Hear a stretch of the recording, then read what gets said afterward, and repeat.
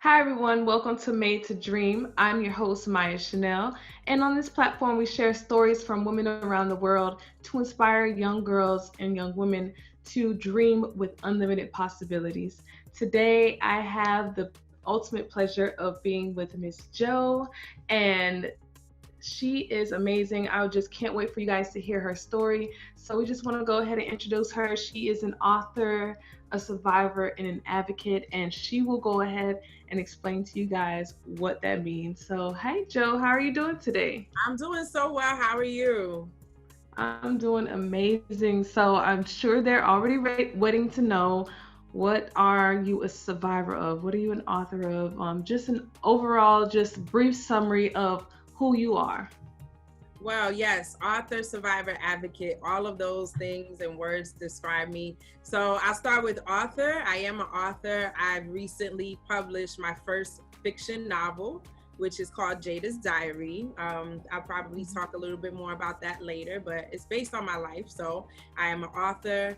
I'm a survivor of life. Just survivor of a lot of things that have come my way, but specifically, I am a survivor of sexual abuse.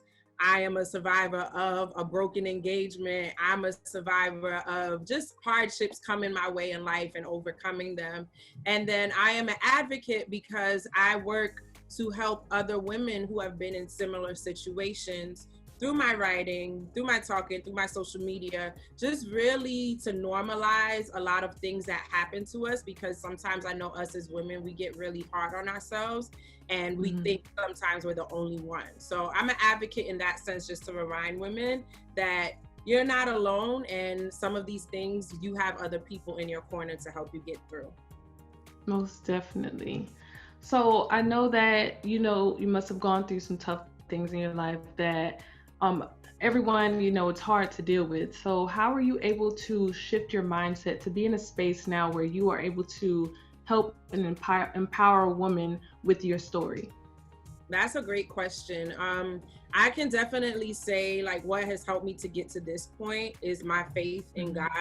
God. I believe in God. I believe that, He has our lives ordained in a way that even when we go through things that are so tough and difficult and we feel like we can't get out of the bed, eventually, we are able to overcome and we are able to get through. So, God, and then honestly, also therapy.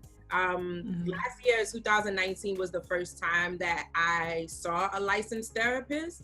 And it was very transformational for my life, because going through, the different talks and exercises and just really unearthing who I was with a therapist that was able to ask me, like, certain questions and have me think about things in certain ways that really helped me to know, one, that like, I'm okay, like things are going to be okay, but also kind of just like putting the science behind it and putting, like the mental aspect that sometimes us regular people don't know. Like, why do I feel Mhm. this way? Like, why do I feel like, so happy, but the next second I'm crying? And, Right. sometimes we make ourselves feel bad about it, but it's just like, if you've been through traumatic things, it's okay. So, yeah, Mhm. between God and just like consistently going to therapy and having that outlet really, really got me to a place where I could heal. And now that I'm able to talk about, certain things. Right. That is amazing because I know a lot of women go through very traumatic experiences, and it's hard for them to share those experiences or even talk about it with anyone, just for the simple fact of not feeling like their voice is heard, Mm-hmm. or that they're being understood, or any action will be taken to help them in a sense. So how would you say you could help women, or your story could help women who are feeling lost in any way, or feeling as if their voice isn't being heard? How would your story be able to help and inspire women that their voices are able to be heard and they can get and seek help for whatever they're going through? Yeah, definitely. I think my story can help women because I am someone who always portrays to like have everything together. Mhm. Like, I'm a working professional woman. I'm on social media a lot. I go a lot of places. I do a lot of things. So to the outside world, I look like someone that you know, like, oh, Jo, she's fine, she's cool, she goes to work, she's jet setting, she's posting all these cute selfies, and it's like, you know, you can be a person that, you know, you have a lot of things going on, and maybe you don't, but from the outside world, no one will be able to tell that unless you're having conversations with them. So I think my story can resonate with a lot of women because I'm just a regular person, you know, I'm a regular woman just like everyone else. And it took, I'm not gonna lie, it took me a while to get out of my depression. I was extremely depressed last year. I was engaged and I broke up, you know, with the person who I was engaged to. And, you know, that's a very traumatic experience in and of itself. And there were some days like I couldn't see the light at the end of the tunnel. It felt like the world was crumbling on me and that, oh my gosh, like I'm a failure, you know, like people are gonna look at me crazy and all of these thoughts. I think, you know, sometimes it's very easy as us as women to get influenced by, you know, what we think society thinks or what we think our friends think, definitely. Or our family. Yeah, and sometimes that's hard. So I think, again, like just going back to my connection and my story is just letting women know that if you take those steps to push through, if you take that time to really sit with yourself and go back to, you know, the things that make you happy for real, not what other people want you to do, and learning who you are and where your strength truly lies, I think can help a lot of women, because I was sadly mistaken. I'm going to tell you the truth.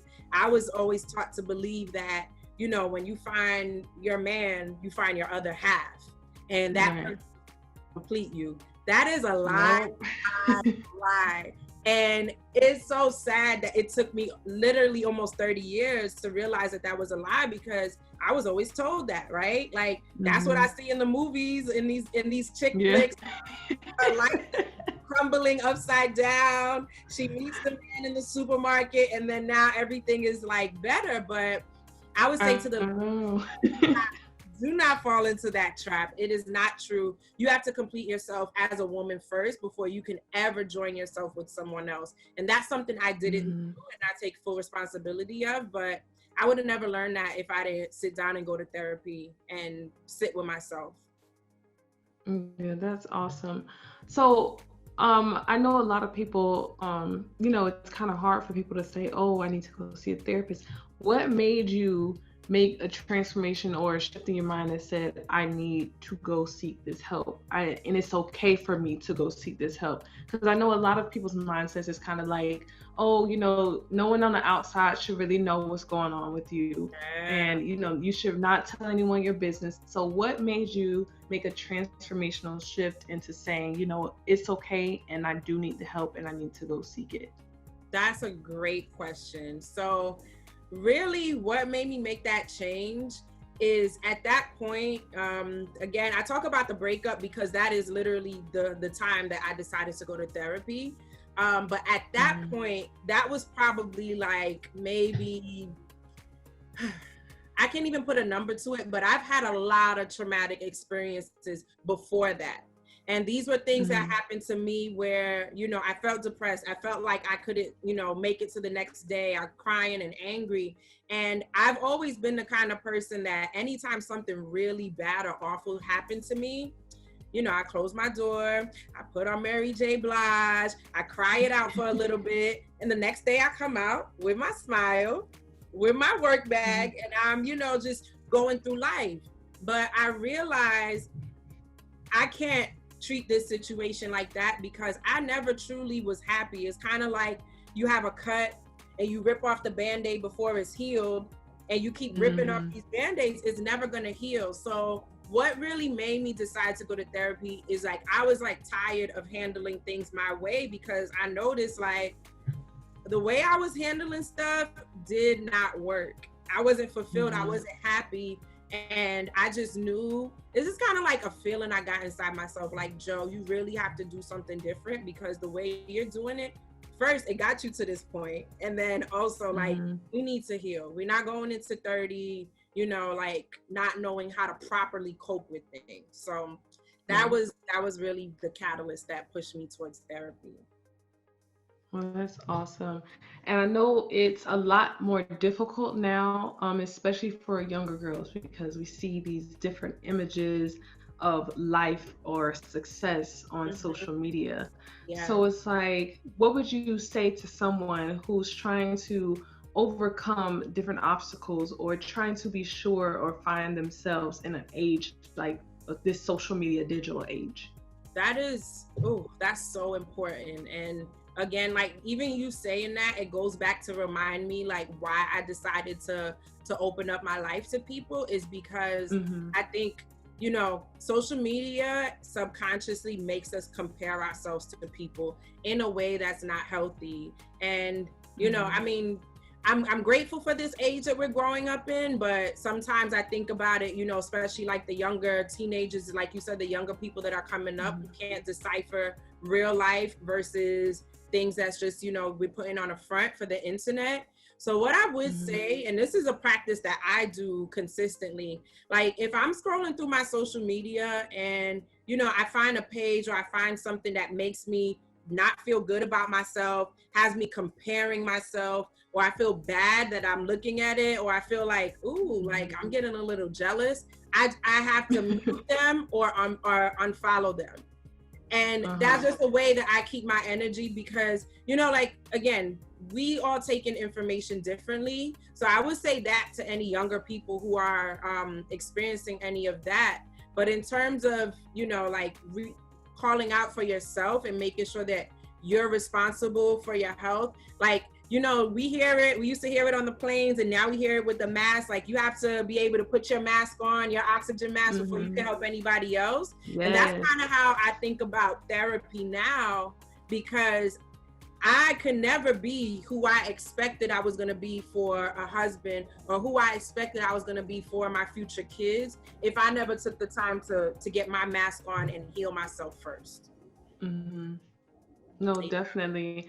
And that's an excellent tip that you shared where, if you're feeling jealous or any type of way about somebody's post, just mute them or unfollow them because even myself, there's a lot of women or even younger children, younger kids, like you have 19-year-olds buying their first house. So it's like you're like, wow, like I'm really behind or, just like comparing Yeah, yourself to yeah. someone else's journey and that's not the way it should be. So even myself, I've changed my platform on social media where I'm using it to inspire and just to give knowledge and awareness to different causes and even anyone that just wants to start their own business and needs a little bit of motivation.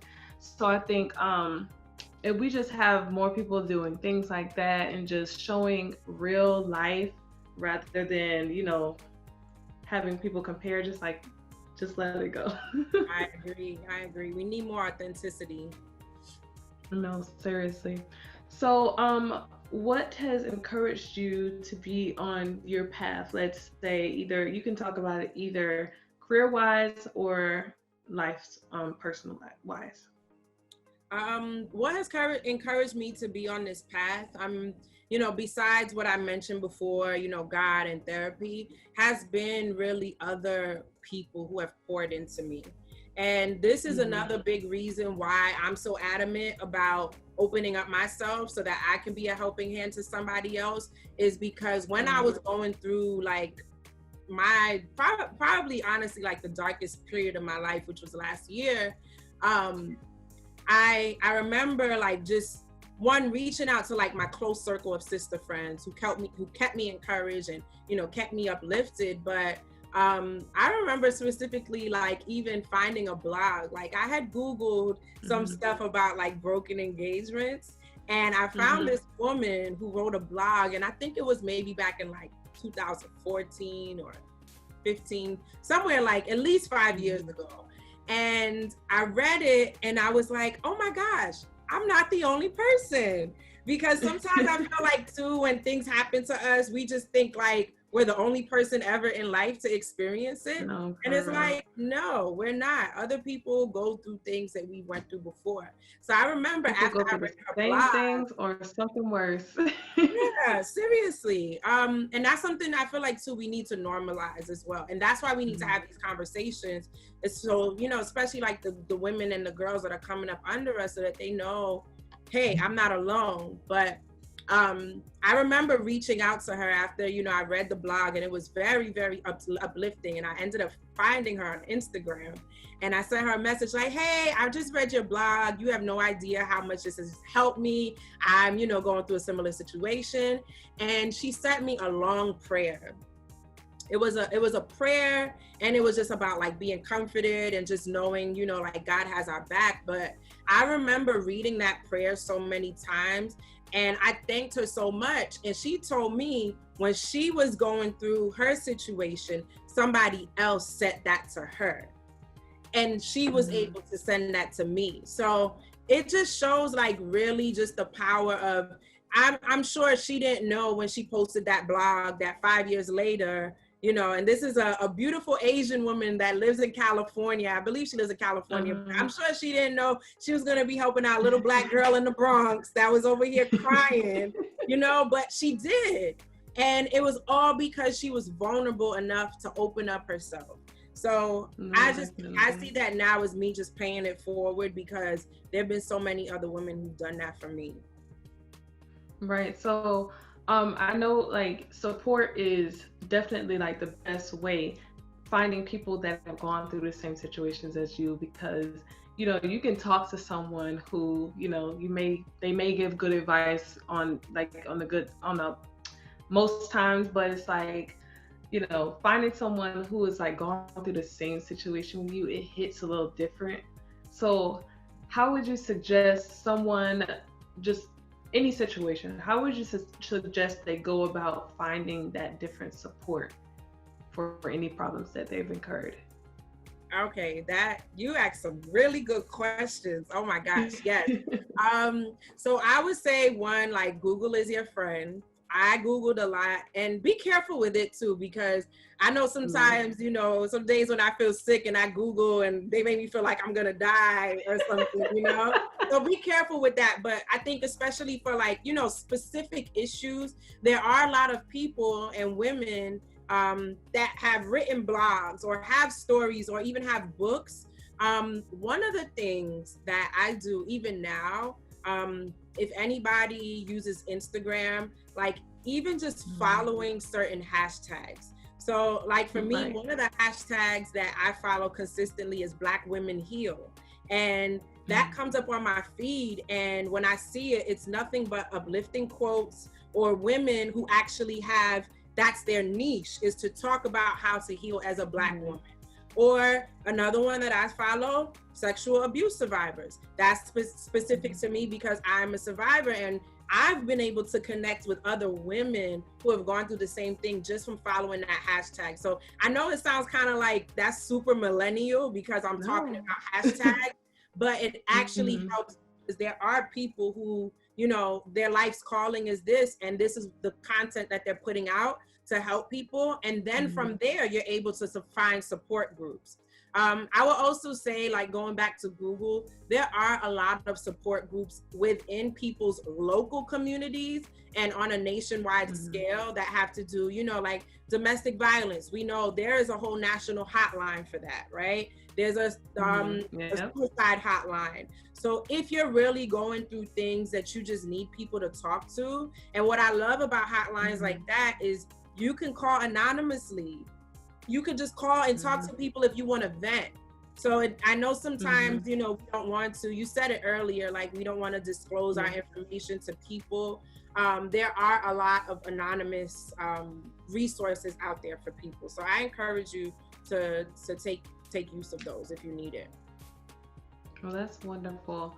So I just like enjoyed your energy. Like, first of all, like you keep a smile on your face, which is awesome, especially with all the things that you've gone through in your life and you spoke about. How would you, if you had one last thing to say to inspire women and young girls should just live and dream with the energy that you have. How do you do it?